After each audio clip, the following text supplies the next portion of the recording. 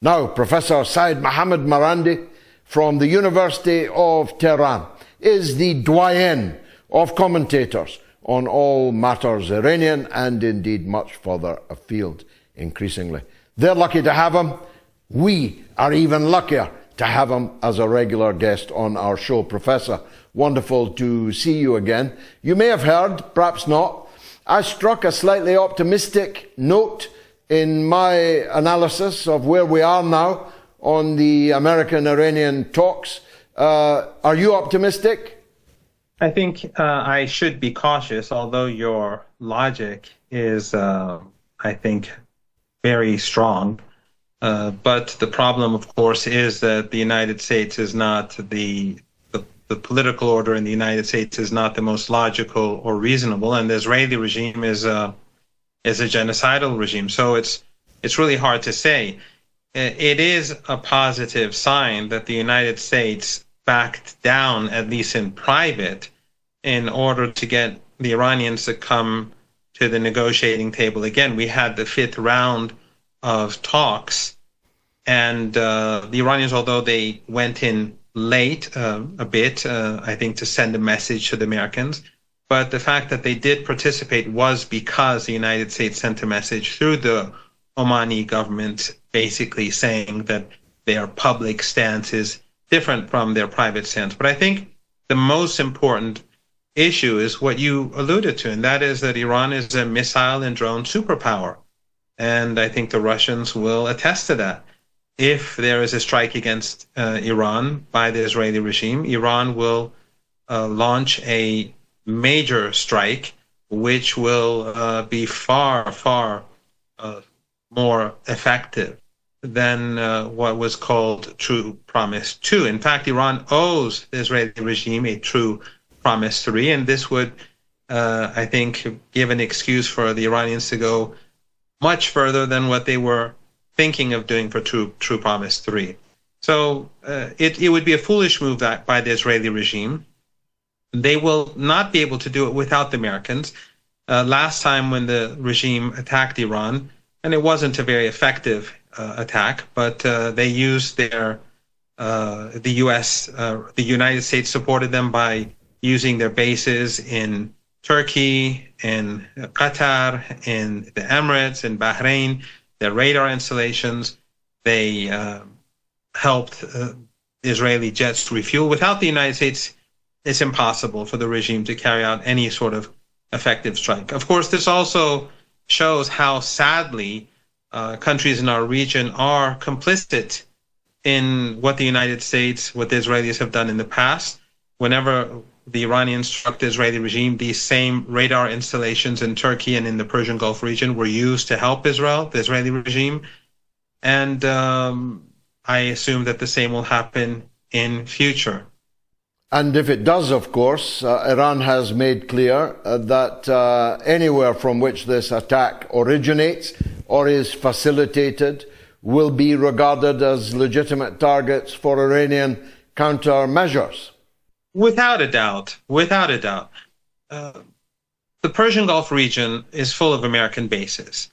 And these are all glass castles and glass mansions that can be destroyed very easily. I would imagine that if the Americans were to actually strike Iran at some point, they would have to do it from Diego Garcia. And that would be a 5,000-kilometer flight. And they would have to fly over Iran. And I would guess that these planes, some of them will be shot down. And of course, the Iranian counterstrike will be massive. Wherever there are American bases, they would be seen as legitimate targets, or American interests that are not in bases. But if attacks are carried out from Qatar, from the Emirates, or anywhere else in the region, those countries will be seen as hostile, the entire country. So I find it very unlikely that they will allow those bases to be used directly. But one important point is that if the Israeli regime attacks, I think that the Iranian counterstrike would be decisive. And the Iranians over the past few months have been preparing themselves for an American or an attack by the United States or by the Israeli regime. They've been improving their air defenses. massively, and they've been preparing their missile and drone capabilities for greater precision and greater accuracy. I think it will be devastating for the Israeli regime if they carry out an attack. So I agree with your logic. I was listening to you before I came on. I think you're absolutely correct. The only thing that stands in the way of your logic is the fact that the Americans, the empire, the Israeli regime have nothing to do with logic usually. Now, I made the point, I'm sure you're aware of it, even from Tehran, but here in the West, it's patently obvious from statements being made in Canada, in the United Kingdom, elsewhere on the mainland of Europe, by politicians and by publications and broadcasters that have clung ferociously, even Piers Morgan clung ferociously to being shills for Netanyahu's slaughter of the innocents, of the firstborn or even unborn. They have now done a 180 and are now, in some cases, Bono, for example, who hasn't said one cheep in the whole of this affair, are calling for Netanyahu to go, for Israel to be freed from Netanyahu's grip. And in Piers Morgan's case, he has, in his own words, turned on the Israeli government and acknowledged that in all those shouting matches he had with thee and me, he was wrong. Now, there's greater rejoicing, as you know, in heaven when a sinner doth repent than the 99% who hath no need of repentance. So on one level, we should congratulate each other on the role we've played in bringing about this change of heart. But what do you think really lies behind it? And what does it portend for Netanyahu? I'm not sure how long this change of heart will last. We'll see about that. But I think the reason for all this change is not because any of these people have suddenly discovered religion or they've seen the light. It's because that the public has turned against the Israeli regime. People are waking up, despite the fact that they are shutting down Instagram accounts, as I think your next guest will explain, not just because they're shutting down Facebook accounts.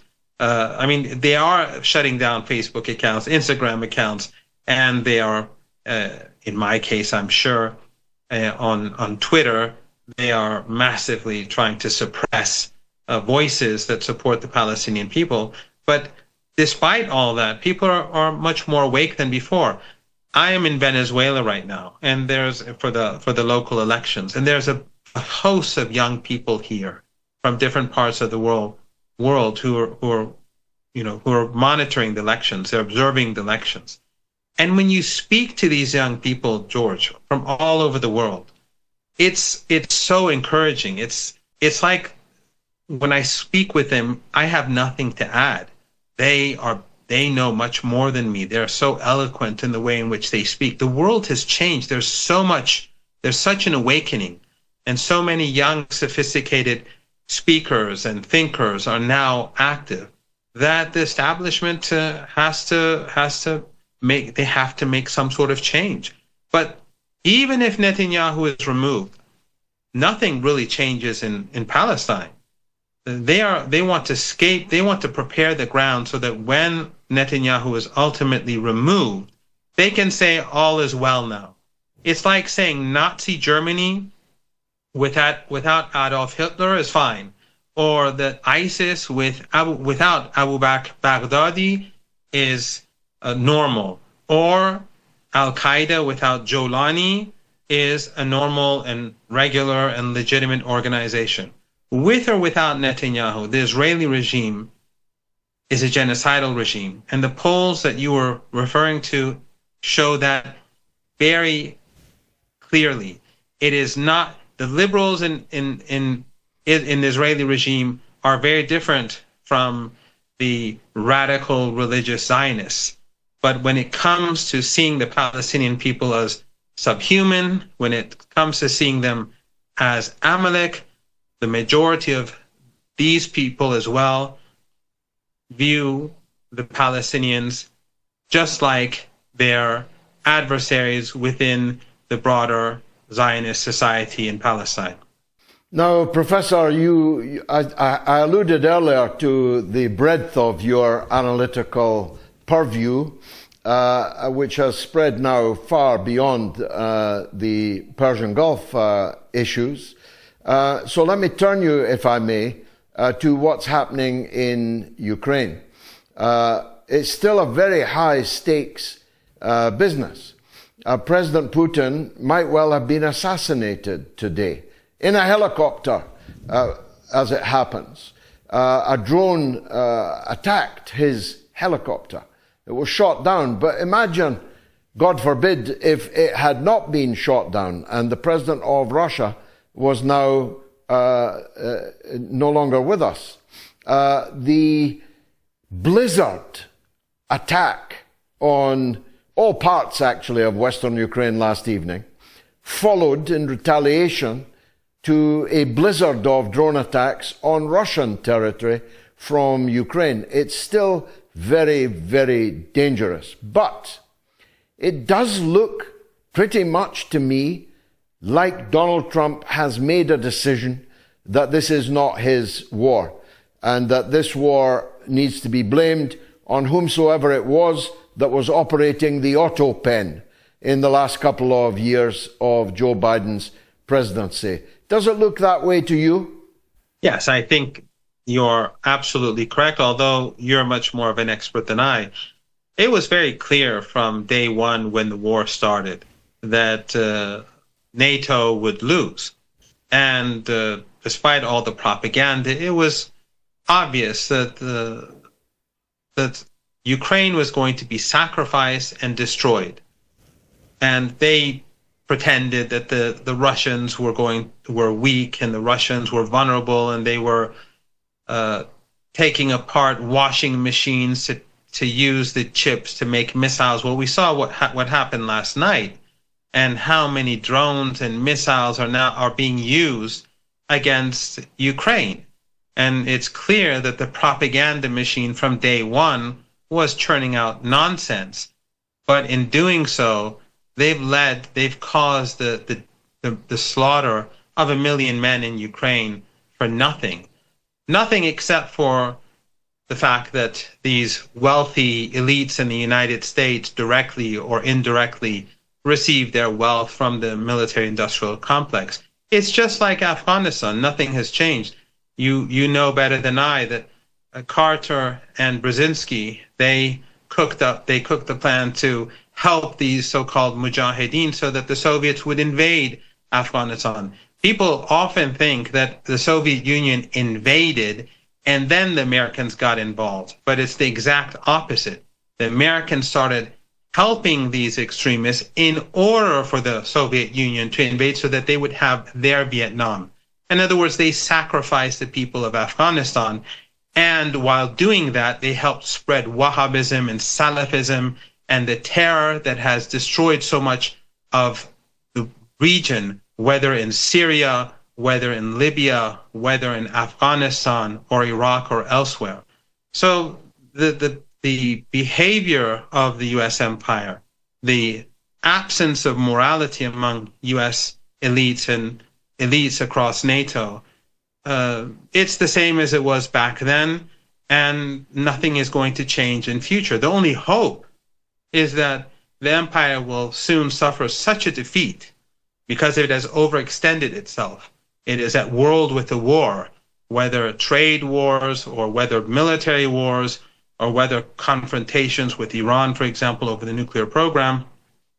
It has overextended itself. And I think the horrible economic situation that we see in the United States and elsewhere may, hopefully, bring about a collapse of the empire and may force a change in mentality among American and Western elites. The only danger is that, as they say, drowning people grab at anything nearby. They may choose a most dangerous path, and that is to lash out as they drown. But I'm optimistic about the future, and I think that by overextending itself, the empire will ultimately bring about its own demise and a better world for the rest of us.